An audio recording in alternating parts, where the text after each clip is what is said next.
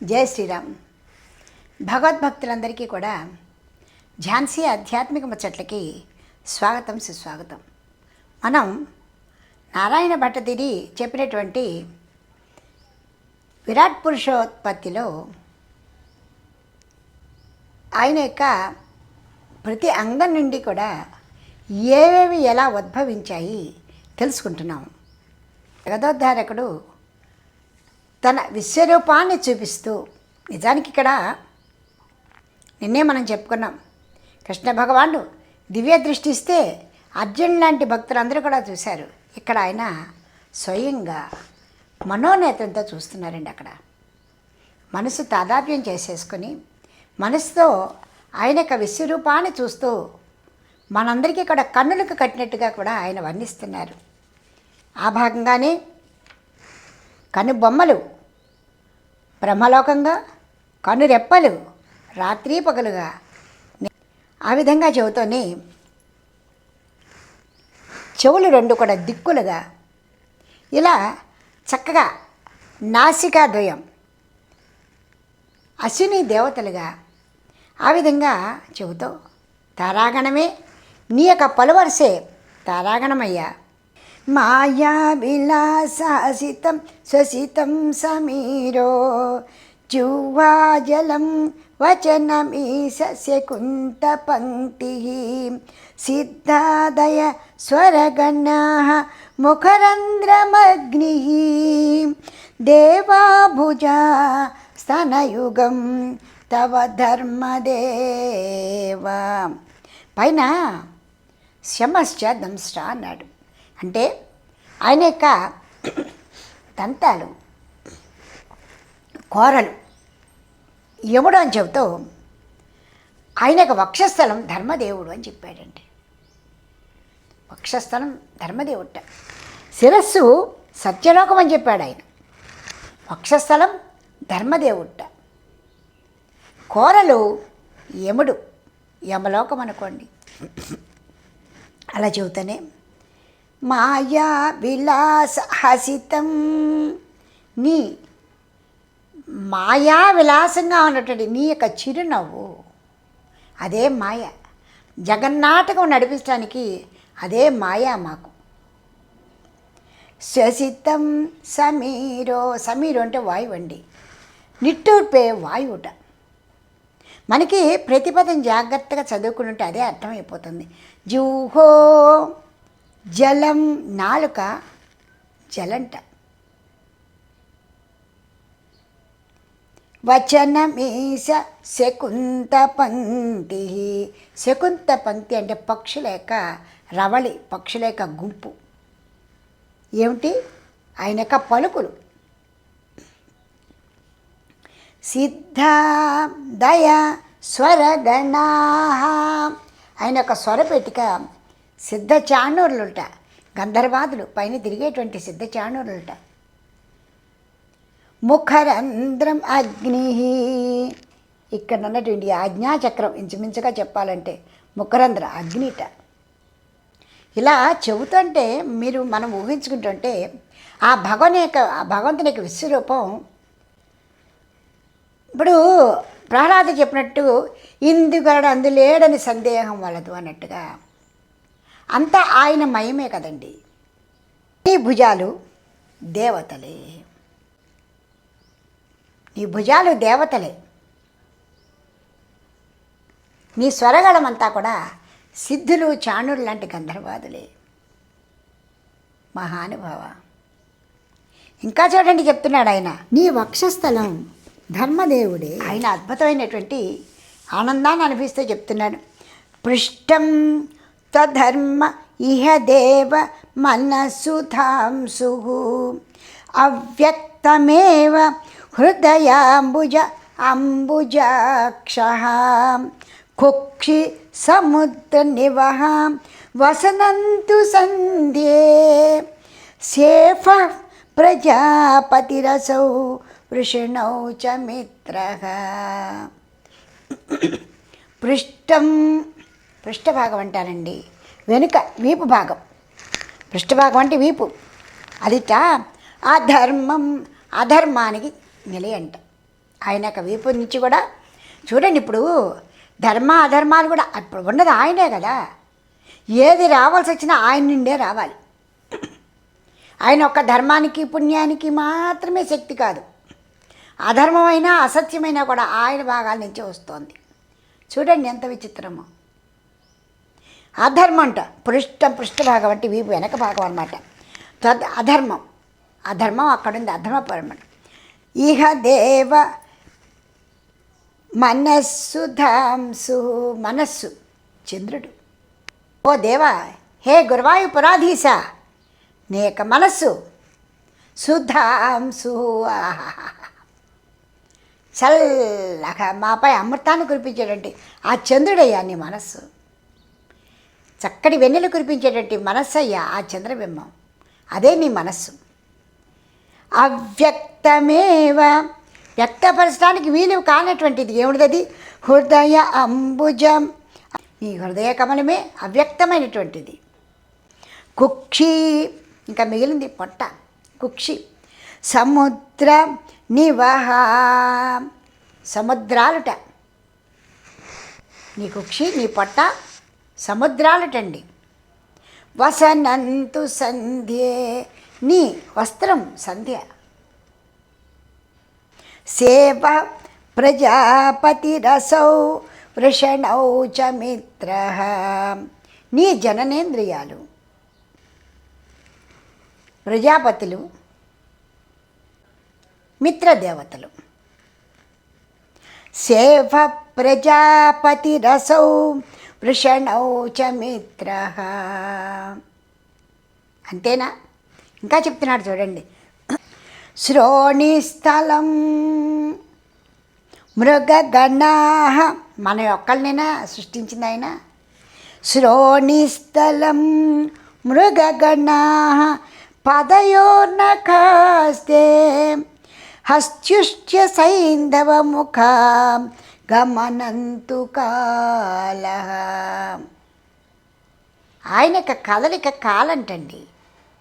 గమనంతు కాల. శ్రోణిస్థలం యొక్క వెనుక భాగం అంటే పిరుదులు. ఆ పిరుదులే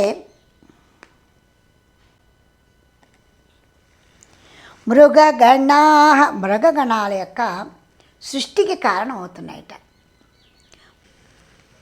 నీ శ్రోణిగణా, నీ యొక్క వెనుక భాగం అంటే పిరుదులు జంతుగణాల యొక్క అవుతూ ఉంటే పదయోర్నఖాస్తే, గోళ్ళు.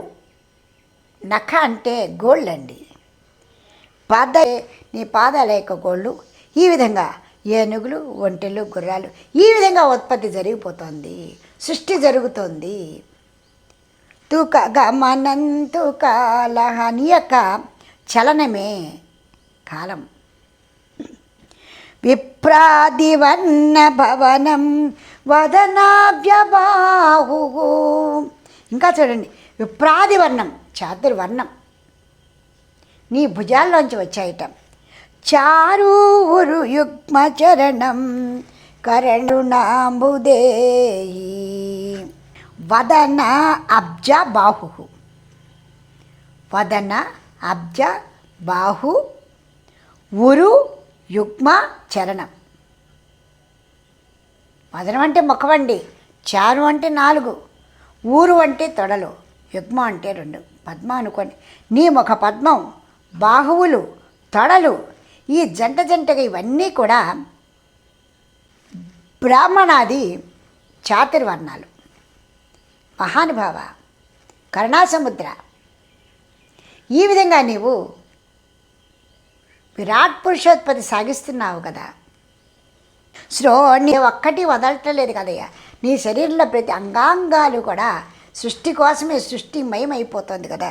ఓ కరుణాంబుదే, ఓ మహానుభావ, ఒక గురువాయు పరాధీశ అంటూ ప్రార్థన చేస్తూనే సంసార చక్రమయి చక్రధర క్రియాస్తే వీర్యం మహాసురగణో అస్తి కులాని శైలా బాగా వింటూ అంటే మీకు సులభంగా అర్థమవుతుందండి.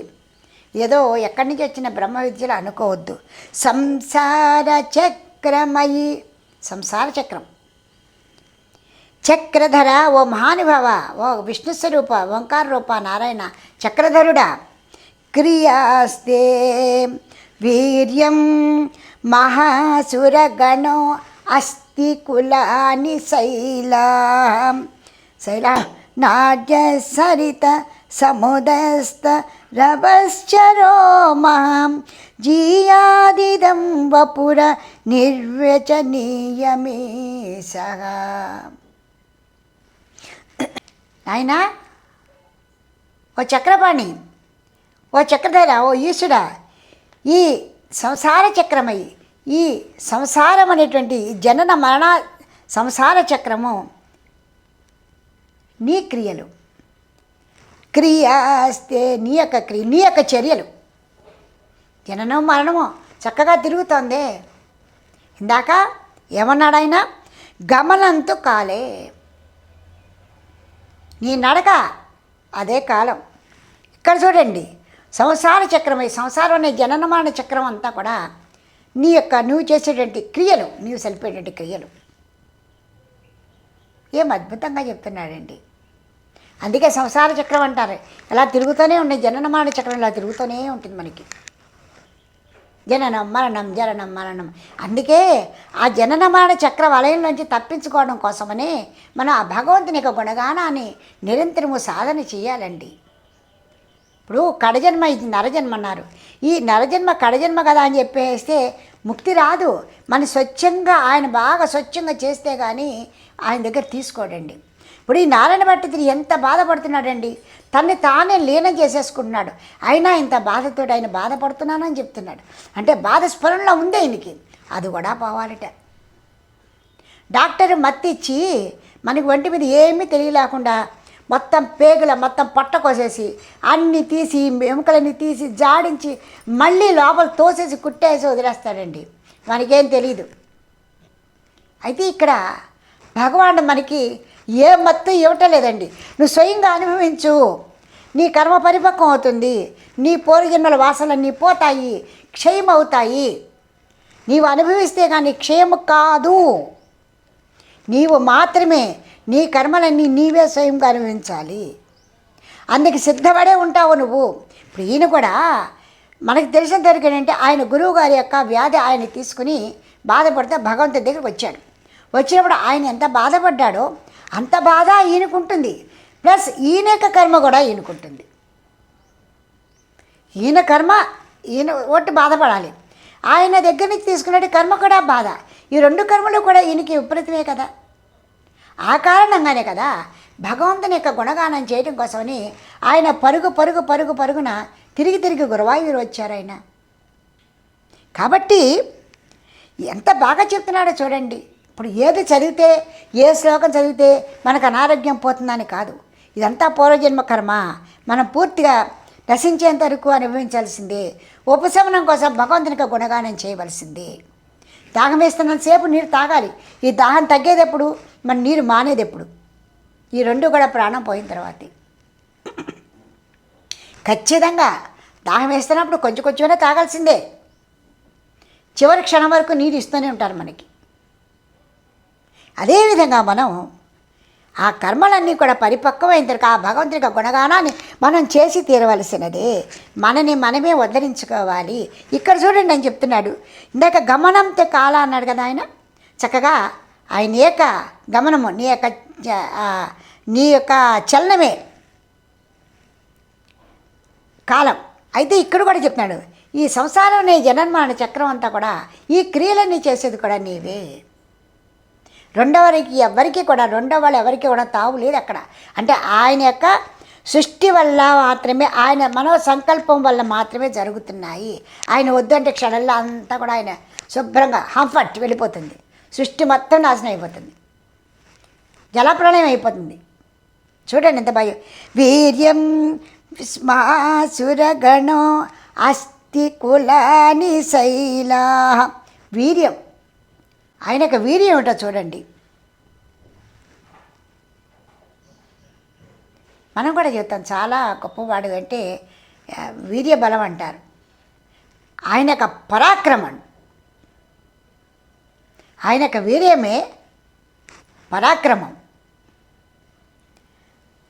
మహా అసుర గుణ, మహారాక్షస గణ, మహా అసుర గుణ, మహా అసుర గణ, అసురగణ రాక్షస గణం యొక్క పరాక్రమమే నీ వీర్యం. రాక్షస గణం ఎక్కడి నుంచి వచ్చింది? నీ యొక్క వీర్యం. పరాక్రమవంతమైనటువంటి నీ వీర్యాన్ని నుంచి మహారాక్షస గణం కూడా ఉద్భవించడం జరిగింది.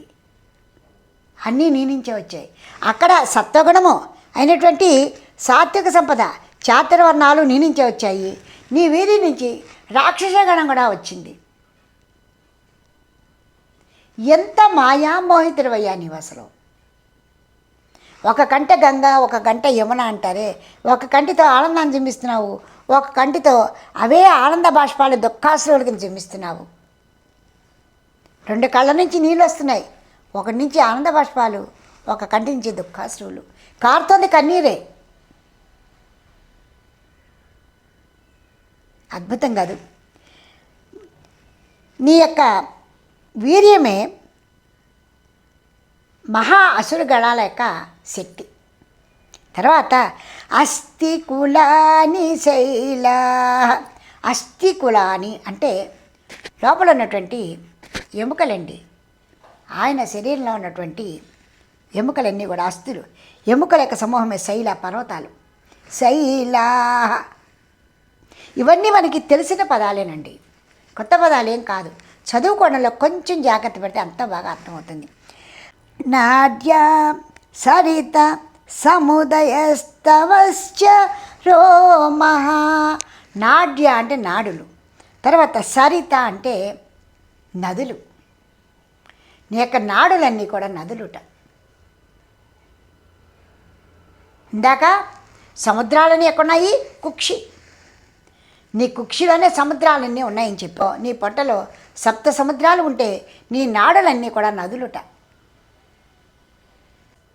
తవ రవశ్చ రోమః. రోమాలు అంటే నీ వెంట్రుకలు అన్నీ కూడా వశ్చ చెట్లు. వృక్ష సముదాయం అంతా కూడా నీ రోమాలన్నీ కూడా వృక్ష సముదాయము. ఇక్కడున్న కేశాలన్నీ కూడా ఏం చెప్పారు ఆయన? ఈ కేశపాసాలన్నీ కూడా మేఘాలైతే ఈ శరీరం మీద ఉన్నటువంటి రోమాలన్నీ కూడా చెట్లు, వృక్ష సముదాయము. ఇక్కడనే ఈ మేఘాలు, ఇక్కడవన్నీ కూడా వృక్ష సముదాయము. ఇంకా ఏం మిగులున్నాయో చూద్దాం ఆయన శరీరంలో. జీయాదిదం వపుర్ అనిర్వచనీయమే సహా. ఇలా చదువుతుంటే ఒక అనిర్వచనీయమైనటువంటి ఆనందం కలుగుతుందయ్యా. పలకటానికి కూడా, ఊహించడానికి కూడా తెలియనంతటి గొప్ప విశ్వరూపం నా కళ్ళెదురుగున కనిపిస్తోంది. ఇదంతా కూడా చేయమగు కాక నిశ్చయము అంటూ ఆయన వర్ణన చేస్తూనే ఇంకా ముందుకు పెడుతున్నారు. చూడండి ఆయన మనసుతో ఎంత అద్భుతంగా చూస్తున్నాడో చూడండి ఆయన యొక్క విరాట్ రూపాన్ని. అద్భుతమైనటువంటి 6వ దశకం మహా అద్భుతం అండి. ఈదృజగన్మయవ పుస్తవ కర్మభాజాం కర్మావసాన సమయే స్మరణీయమాహుం. చాలా బాగా వినండి దయచేసి. ఎవరెవరైతే ఈ ఛానల్ వింటున్నారో అందరూ కూడా చాలా శ్రద్ధగా అవగాహన చేసుకోండి. ఈ దృగ్జగన్మయవ పుస్తవ కర్మభాజం కర్మావసాన సమయే. మీకు ఇప్పటికే అర్థమైపోయి ఉంటుంది. కర్మావసాన సమయే స్మరణీయమాహుః. తస్యాంతరాత్మ వపుషే విమలాత్మనే తే వాతాలయాదిపా నమోస్తు భవనిరుందిరోగాన్. భవ అంటే నిజానికి సంసారమే. కానీ జన్మెత్తిన తర్వాత అన్ని రోగాలు మన శరీరానికే కదా. సంసార రోగం అయినా శరీరానికే, శారీరక రోగం అయినా శరీరానికే. ప్రతి వాళ్ళు కూడా ఈ ఒక్క శ్లోకం చదివితే భగవంతుని ఎందుకు గుణగానం చేయాలో తెలుస్తుందండి. ఈ దృగ్జగన్మయం, ఈ విధంగా ఈ దృగ్జగం కనిపిస్తున్న ఈ సమస్త సృష్టి కూడా నీ యొక్క రూపమే. ఇప్పుడు అందుకే మనకి వేదవాక్యాలు చెప్పారండి. నీవే నేను, నేను వేరే లేను. తత్వమసి, నీవు ఏదై ఉన్నావో నేను అది. ఎందుకంటే నీలో ఉన్నదే నాలో ఉన్నది, నీ అంశే నేను. పరమాత్మ జీవాత్మ, నీ నుంచి వచ్చిన అంశను నేను. కానీ నేను అనేదే లేదు, అంతా నీవే. ఈ దృగ్జగన్మయవ పుస్తవ కర్మభాజం, ఈ విశ్వరూపం, ఈ జగన్మయం, ఈ జగత్తంతా కూడా కర్మనిష్ఠులకు, కర్మభాజం కర్మనిష్ఠులకు. కర్మావసాన సమయే, బాగా గుర్తుపెట్టు, కర్మావసాన సమయే. ఇంచుమించుగా నా వయసున్న అందరికీ కూడా ఘంటాపదంగా చెప్తున్నానండి. మన జీవిత కర్మావసానం అంటే చచ్చిపోయే, అదేదో మన పూర్తిగా మరణానికి దగ్గరికి పోయి మంచం మీద పడి కొట్టుమిట్టాడుతున్న సమయం కాదు. మనకి సంధ్యా సమయం వచ్చిందంటే కర్మావసాన సమయమే. మన బాధ్యతలు తీరిపోయిన తర్వాత అది కర్మావసాన సమయమే. ఎందుకంటే ఆ కొంచెం ఓపిక కూడా లేకపోతే ఆ దేవదేవుని చూడలేము, దేవదేవుని యొక్క గుణగానం చేయలేము, ఆ దేవదేవుని దగ్గరికి వెళ్ళలేము. మన మనసు వెళ్ళదండి.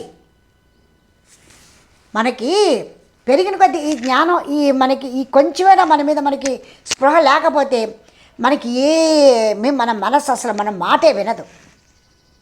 అది తిందామా, ఇది తిందామా, అది చూద్దామా, ఇది చూద్దామా, వాళ్ళని తిడదామా, వీళ్ళని తిడదామా, వాళ్ళు నాకు సేవ చేయట్లేదు, వీళ్ళని చూడలేదు, వాళ్ళు రాలేదు, వీళ్ళు రాలేదు, దిక్కుమాల తాపత్రయం అండి. ఖచ్చితంగా చెప్తున్నా, ఏమనుకోవద్దు, ఖచ్చితమైన తాపత్రయం. అందుకే ఆయన అద్భుతంగా చెప్పాడండి ఈ శ్లోకంలో. కర్మావసాన సమయే, కర్మ పరిసమాప్తి అయ్యే సమయంలో, అంటే తీసుకెళ్ళి మంచం మీద పడిపోయి ఇంకొంచెంసేపు మంచం దింపేస్తారన్న సమయం కాదు. అది మన చుట్టూ ఉన్న వాళ్ళు చూసుకుంటారండి. రామనామస్మరణ చేయాలో, లేకపోతే అది ఓ నమస్వానో, లేకపోతే అదే వాళ్ళు ఎవరన్నా పిలుచుకురావాలో వాళ్ళు చూసుకుంటారు. అదంతా మనకు అనవసరం. వాళ్ళు ఒకవేళ ఏమైనా మాట్లాడుకున్నా మనకి వినపడదు. కానీ మన కర్మలు పూర్తయ్యే సమయంలో, మన పనులు, మనకి సంసారంలో భగవంతుడు నైమిత్తిక కర్మ, మనకి భగవంతుడు ఏ కర్మలు ఇచ్చి అన్నీ పూర్తి చేసిన సమయం తర్వాత బాగా గుర్తుపెట్టుకోండి, ఏం చేయాలి? తస్య అంత స్మరణీయమాహు, స్మరించుకోవాలని చెప్తూ ఉంటారు. మనకి వాళ్ళందరూ అనుభవించి మనల్ని మేల్కొల్పుతున్నారు. ఈ సమయం దగ్గర పడుతుంది, దైవ ధ్యానం చేసుకోండి, మీకున్న సమయంలో భగవంతుని గుణగానం చేసుకోండి అని. వినకపోతే మన కర్మని ఇంకో జన్మెత్తుతామండి, అంతకంటే ఏం కాదు. మళ్ళీ ఎలా అలా పుడతాం మన కర్మను బట్టి. ఆ తర్వాత లాస్ట్ చివరి క్షణాల్లో మన మనసులో ఎలాంటి భావాలు వస్తే అలాంటి జన్మ అనుభవిస్తాం. తస్య అంతరాత్మ వపుషే, ఈ విధంగా అంతర్యామిగా విమలాత్మనే, పరిశుద్ధమైనటువంటి రూపంగా, స్వచ్ఛమైన రూపంతో, స్వచ్ఛమైన మనస్సుతోటి ఉన్న నీకు విమలాత్మతే,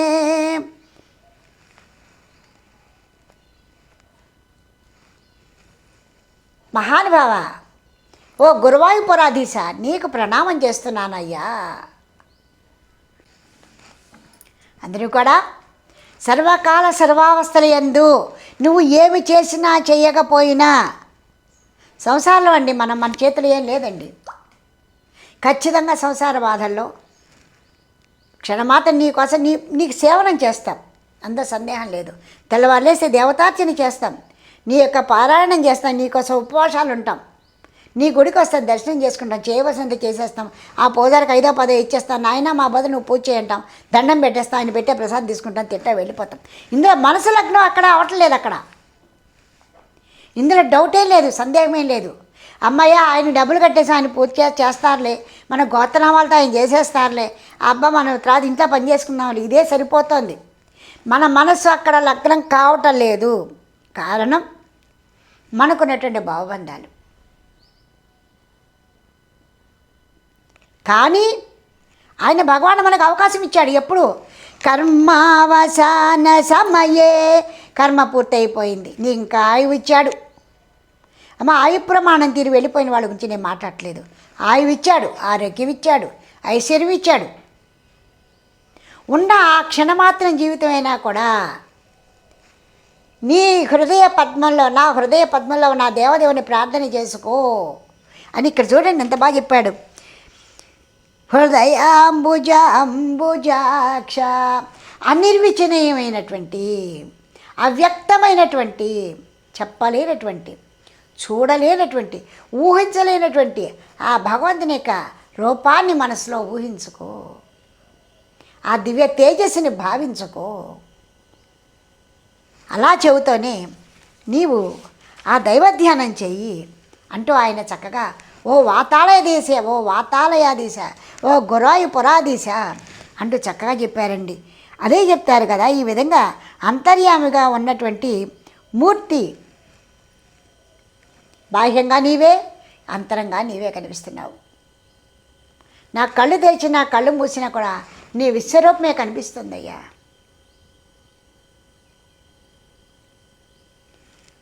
కాబట్టి నిరంతరము ఆ యొక్క ఆ విశ్వరూపాన్ని చూసేటువంటి భాగ్యాన్ని కలిగించు నాకు.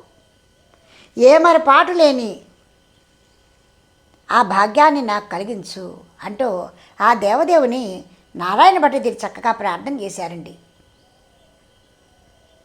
నేను మనస్ఫూర్తిగా చెప్తున్నాను, ఎవరైతే ఈ విరాట్ పురుషోత్పత్తిని చదువుతున్నారో వాళ్ళు పూర్తిగా మనసు లగ్నం చేసుకోండి. ఆ దేవదేవుని చంటిపిల్లాడికి స్నానం చేయించి ఏం చేస్తామండి? ముక్కు, చెవులు, మూతి, నోరు, కాలు, గోరు దగ్గరించి ఎంత చక్కగా చూసుకుంటామండి. మనం ముద్దు పెట్టుకుంటూ ఉంటాం, అరికాళ్ళు కూడా ముద్దు పెట్టుకుంటాం. అన్నీ అసలు సమస్తం అండి, సమస్తాన్ని ముద్దు పెట్టుకుంటూనే ఉంటాం, ముద్దు పెట్టుకుంటూ మురిసిపోతూ ఉంటాం. అంత ఆప్యాయంగా ఈ కర్మావసాన సమయం మొత్తం మన పనులు అయిపోయాయి, విశ్రాంతిగా ఉన్నామండి. మనం ఎంత విశ్రాంతిగా ఉంటే ఆ దేవుడు అంత ప్రశాంతంగా కనిపిస్తాడు మనకి. కూర్చుని నది ఒడ్డున కూర్చుని రాళ్ళు వేసుకుంటూ ఉంటే నీళ్ళు కదులుతూనే ఉంటాయండి. మీ ముఖాన్ని మీ నీళ్ళలో చూసుకోగలరా? ఇప్పుడు కూడా అంతే. మన సంసార జీవితం మీద మనమే రాళ్ళు వేసుకున్నాం. లేనిపోని బంధాలు పెట్టుకుని, ఆలోచనలు పెట్టుకుని, ఇంకా ఏమో తాపత్రయాన్ని పెట్టుకుని మనకు మనమే ఈ హృదయం అనేటువంటి గుహలో, ఈ హృదయ కుహరంలో, ఈ పాలసముద్రం మీద మనమే రాళ్ళు వేసుకుంటున్నామండి. కదిలిపోతుందండి. అక్కడ ఉన్నటువంటి ఆ వటపత్రశాయిని మనం చూడలేకపోతున్నామండి. ఆ భగవాన్ అదే చెప్తున్నాడు, అన్నీ అయిపోయిన తర్వాత అవసర సమయం వచ్చినప్పుడైనా ఆ దేవదేవుని ప్రార్థన చేయండి.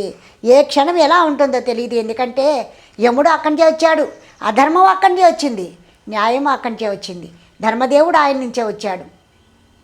మొత్తం సమస్తం మన పర్యవేక్షిస్తూనే ఉంది.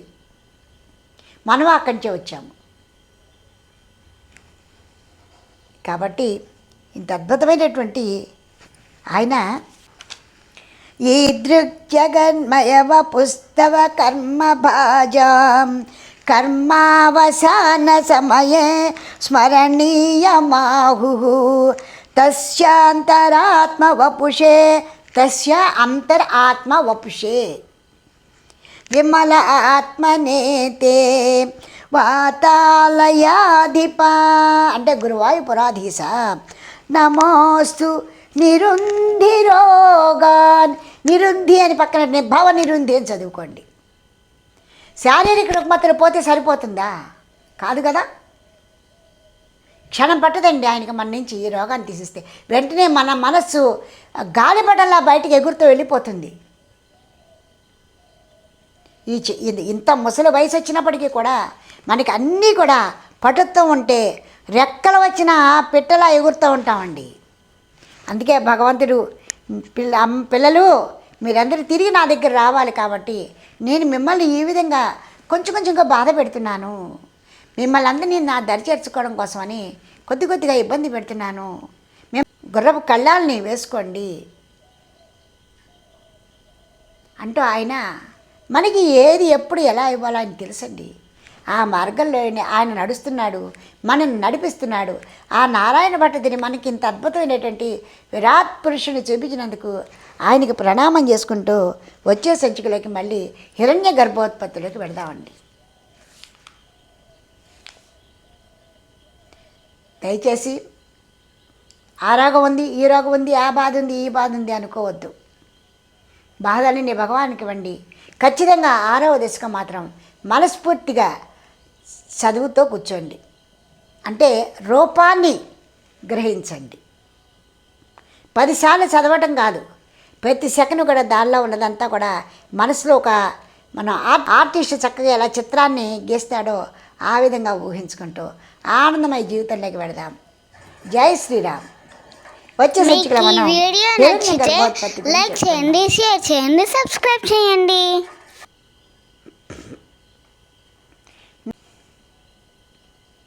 గోవిందాని నామమే అంత, గోవిందాని రూపమే అంత, గోవిందాని రూపమే అంత.